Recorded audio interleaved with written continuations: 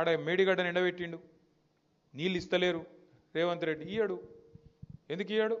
ఎందుకంటే ఆయన బాస్ కింద ఉన్నాడు చంద్రబాబు నాయుడు. నువ్వు కడితే బరాబర్ మర్యాద ఉండదు రాబాయ్ అంటే కిందికి నీళ్ళు పోవన్నాయి. మరి ఇయ్యడు. ఆయన ఆడిచ్చినట్టు ఈయన పాపం ఈయనదేమని ఈయన కోవట్టు చిన్న మనిషిన. వాళ్ళిద్దరు ఎట్లా ఆడిస్తే అట్లా ఆడేటోడు ఈయన చేతులు ఏముంటుంది. అట్లాగే ఇప్పుడు నిన్న మీరు చూసిండ్రు పక్కకు కర్ణాటకలో ఆల్మట్టి డ్యామ్ హైట్ పెంచుతుండ్రు 5 ఫీట్లు. ఒక్క డ్యాము ఆల్రెడీ కట్టి ఉన్న డ్యాము 5 ఫీట్లు పెంచుతందుకు వాళ్ళు ఎంత ఖర్చు పెడుతున్నారు ఎరికేనా? 70,000 కోట్లు ఒక భూసేకరణకే. 70,000 కోట్లు.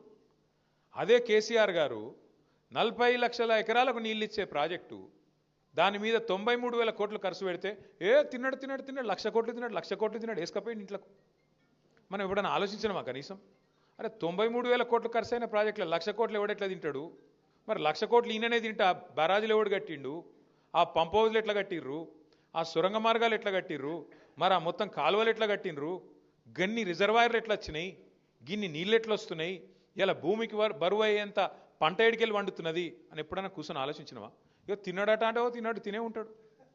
ఇదిగో పులంటే అదిగొత్తో ఒక అడిగినోడు లేడు, చూసినోడు లేదు. ఎవరు పడతా వాళ్ళు ఏది పడతారు చెప్పుడు, మనం నమ్ముడు. ఆయనతో పోయి బాయిలో దుంకుతున్నామా బుందలో దుంకుతున్నామా చూసేది లేదు, పోయి దుంకుడేనే.